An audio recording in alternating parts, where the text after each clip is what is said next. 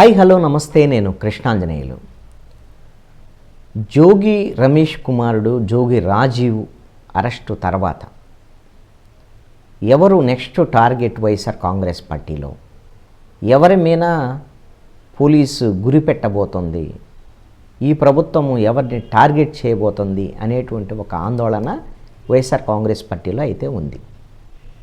Target చేస్తుంది అని అంటే వాళ్ళు ఈ ప్రభుత్వం వైపు నుంచి ముఖ్యమంత్రి చంద్రబాబు నాయుడు కానీ డిప్యూటీ సీఎం పవన్ కళ్యాణ్ కానీ ఒకటే స్పష్టత ఇచ్చారు. మేము రాజకీయ కక్ష సాధింపులకు పాల్పడము, కానీ తప్పు చేసినటువంటి వాళ్ళను వదిలిపెట్టం, వాళ్ళ చట్టబద్ధంగా శిక్షిస్తాం. ఎక్కడైతే గత ప్రభుత్వంలో అన్యాయాలు, అక్రమాలు, అవినీతి జరిగింది అనేటువంటిది సమాచారం ఉందో అందుకు అనుగుణంగా చర్యలకు ఉపక్రమిస్తుంది ఈ ప్రభుత్వం. ఇప్పుడు నెక్స్ట్ టార్గెట్ మాజీ మంత్రులు రోజా, పర్యాటక స్పోర్ట్స్ శాఖ మంత్రి రోజా, అదేవిధంగా మాజీ మంత్రి ధర్మాన కృష్ణదాస్, వీళ్ళిద్దరినీ నెక్స్ట్ టార్గెట్ చేయబోతున్నట్టుగా చాలా స్పష్టంగా అర్థమవుతుంది. ఇప్పటికే ఆడుదాం ఆంధ్ర పేరుతో 100 కోట్ల రూపాయల కుంభకోణం జరిగింది. దీనికి ఆర్కే రోజా, ధర్మాన కృష్ణదాసు కారణం. ఈ ప్రభుత్వ కుంభకోణం, గత ప్రభుత్వ కుంభకోణానికి సంబంధించినటువంటి విషయంలో దీన్ని వెలికి తీయాలనేటువంటి దాని మీద పోలీసు విచారణకి రంగం సిద్ధమైంది. ఈ పోలీసు సంబంధించినటువంటి సిఐడికి కొంతమంది వచ్చి ఫిర్యాదు చేశారు. ఆ ఫిర్యాదు చేసినటువంటి దాని మీద ఈ ఫిర్యాదుని విజయవాడ పోలీస్ కమిషనర్ రాజశేఖర్ బాబుకు పంపి దీని మీద విచారణ జరపండి అని సిఐడి ఆదేశించింది.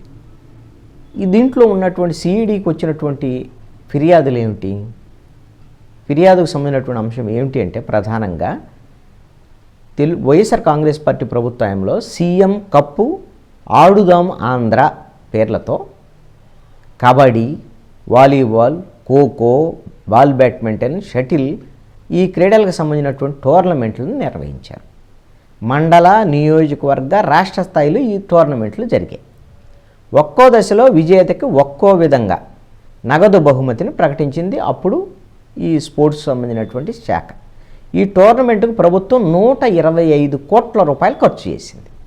అందులో 105 కోట్ల రూపాయల దుర్వినియోగం అయింది అని చెప్పేసి కొన్ని ఆధారాలతో సహా రంభప్రసాద్ అనేటువంటి ఒక వ్యక్తి సిఐడికి ఫిర్యాదు చేశారు.